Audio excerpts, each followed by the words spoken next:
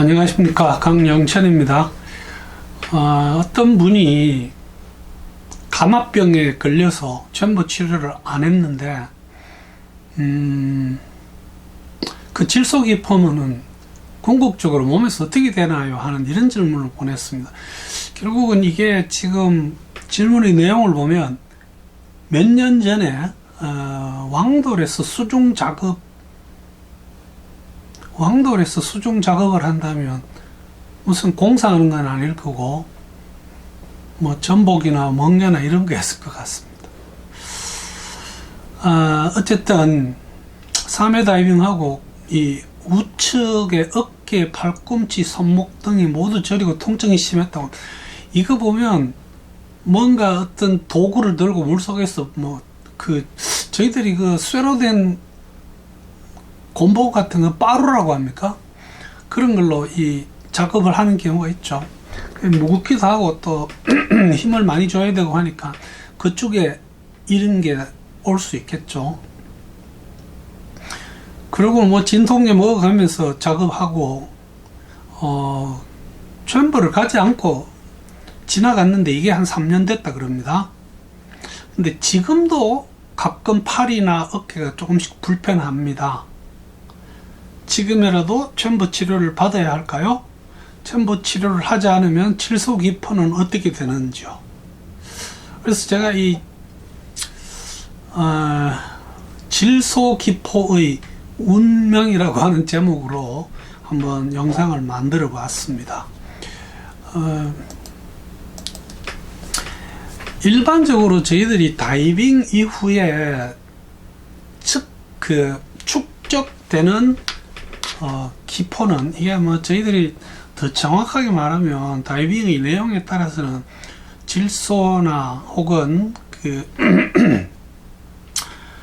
트라이믹스 다이빙하게 되면 헬리움도 이 불활성 기체입니다. 얘들이 몸속에서 축적되다가 상승할 때 커지면서 밖으로 나오죠. 얘들은 우리가 실제 레크리에이션 다이빙을 하는 경우에는 몸에서 6시간 정도 지나면 거의 다 방출됩니다. 조금 더 심각한 다이빙, 감압을 요하는 다이빙, 계획을 했든 안 했든요. 이런 경우는 한 12시간 지나면 방출이 되고, 대부분의 다이빙에서 24시간을 지나면 몸속에 남아있지 않다고 간주합니다. 저는 여기에 100% 동의를 합니다. 다른 이제 추가적인 요인들이 있죠. 항공기를 탑승한다든지, 혹은 뜨거운 물에서 땀이 찔찔 날 만큼 오랫동안 몸을 데워서 이런 경우에는 정말 숨어 있는 작은 기포가 커질 수 있기 때문에 어떤 다른 문제를 일으킬 수도 있지만 실제로 24시간 지나면 괜찮습니다. 그래서 그러면 기포가 몸에서 다 방출됐는데 왜 이 통증이나 저림 같은 이런 증상들이 계속 남아 있느냐? 그것은 저희들이 감압 질환은 기포에 의한 상해, 버블 인주리즈 이렇게 부릅니다. 버블에 의해서 우리 조직이 찢기거나 혹은 두들겨 맞거나 하는 타박성, 열상 이런 종류의 질병이 저희들 조직에 생기게 되는 거죠. 질소는 빠져도 이 상해는 치유하는데 시간이 걸립니다. 특히 만약에 이 질소 버블이 저희들 동맥공기색전증, 특히 이것이 뇌 동맥공기색전을 일으켜서 그 뇌의 일부가 괴사를 하게 되면 이런 상해는 영구히 남을 수도 있습니다. 그래서 이 즉각적인 챔버 치료가 아주 중요한 거죠.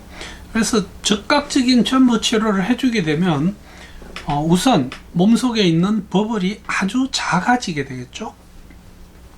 저희들이 거의 한 20m 수심에 가까운 18m 수심의 2.8기압의 그 높은 고압을 가합니다. 산소는 나중 문제고요. 이 압력에 의해서 몸속에 있는 질소 버블이 쪼그러듭니다. 게다가 높은 압력의 산소가 들어가기 때문에 질소가 몸 밖으로 빠져나가는 속도가 엄청나게 빨라집니다.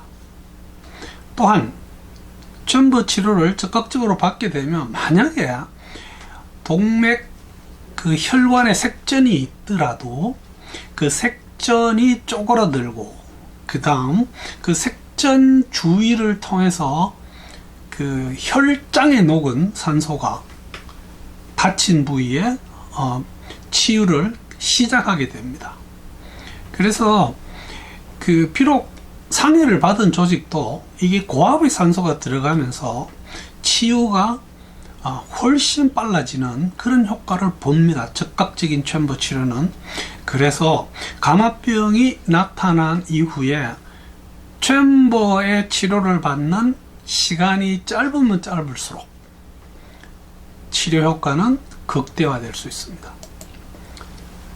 그러나 만약에 저희들이 챔버 치료가 지연된 경우 이 상해를 받으면 그 상해받은 주위에 혈관도 다치고 신경도 다치고 이러면서 그 조직의 전체적으로 저산소증이 오게 됩니다. 상해 입은 조직의 재생을 조금 늦더라도 고압산소로 치료를 해보면 치유가 빨라집니다. 그래서 이 좀 늦더라도 챔버 치료를 받는 것이 도움이 되기는 합니다. 일반적으로 저희들이 예를 들어서 두들겨 맞아서 생긴 타박상 이런 경우는 특별한 후유증이 없으면 약 2주 지나면 씻은 듯이 좋아지죠. 좀 심하게 다쳐서 인대를 다치고 이러면 이야기가 다릅니다만 근육 정도 되면 2주 혹은 길어도 4주면 다 낫습니다. 그래서 그 기간이 지난 다음에 챔버 치료를 받는 것이 어떤 의미가 있을까? 그것은 좀 의심스럽습니다. 그래서 많은 다이버분들이 궁금하게 생각하고 또 실제로 가서 치료받고 있는 이 주기적인 챔버 치료를 받아서 몸속에 남아있는 질소 버블을 없애겠다고 하는 그 행위는 절대 노입니다. 할 이유도 없고 할 필요도 없습니다. 그래서 이 결론적으로 말씀드리자면 그렇습니다. 불활성 가스, 특히 이제 질소가 다이빙 이후에 우리 몸에 축적이 됐다가 빠져나가는 시간은 길면 24시간 지나면 하나도 안 남아있다고 봅니다. 챔버 치료는 감압병 증상이 나타나고 직후에 받으면 효과가 가장 좋습니다. 시간이 빠르면 빠를수록 효과가 좋습니다. 일반적으로 저희들이 수술하고 나서 예를 들어 암 수술하고 나서 한 달 생존율 이런 것을 의료행위에서 저희들이 계산을 합니다. 근데 이 챔버로 가는 어떤 시간은 분으로 따집니다. 감압병 증상이 나타나고 몇 분 이내에 치료받으면 치료 효과가 이 정도 좋다, 저 정도 좋다 이렇게 얘기할 정도입니다. 그러나 현실적으로 몇 분은 힘들죠. 그러나 현장 작업하는 혹은 테크니컬 혹은 산업 다이빙에서는 그 현장에 챔버를 갖다 놓고 치료를 하는 경우가 있습니다. 이럴 때는 사실 감압병 걸렸더라도 나와서 바로 챔버에 들어가서 치료를 하면 씻은 듯이 좋아지는 경우가 아주 많습니다. 그래서 이 질소 버블이 우리 몸에서 빠져나간 이후에 남아있는 어떤 감압병 증상은 그거는 버블 자체로 인한 것이 아니고 버블이 준 어떤 조직의 상해에 의한 것이다. 그래서 제 판단은 그렇습니다. 4주 이상 지연된 경우에는 챔버 치료가 크게 도움이 안 되는 것 같다. 그러나 가끔 보면 시간이 많이 지나서 챔버 치료를 받고 나와서 그 엉뚱한 곳에 아주 그 좋은 효과를 봤다고 이야기하시는 분들이 있습니다. 예를 들어서 감마병 정상을 치료받았는데 쭉 아프던 허리가 안 아프다. 어깨가 계속 50견처럼 앓다가 좋아졌다. 이렇게 이야기하는 경우들이 가끔 있습니다. 그것은 제가 판단하기에는 고압의 산소가 상해받은 조직을 최소한 일시적으로 좋아지게 만들어주는 그런 데 어떤 의미가 있습니다. 그러나 아주 지연된 경우는 챔버 치료는 의미가 없다. 이것이 제가 내리는 결론입니다. 경청해 주셔서 대단히 감사합니다.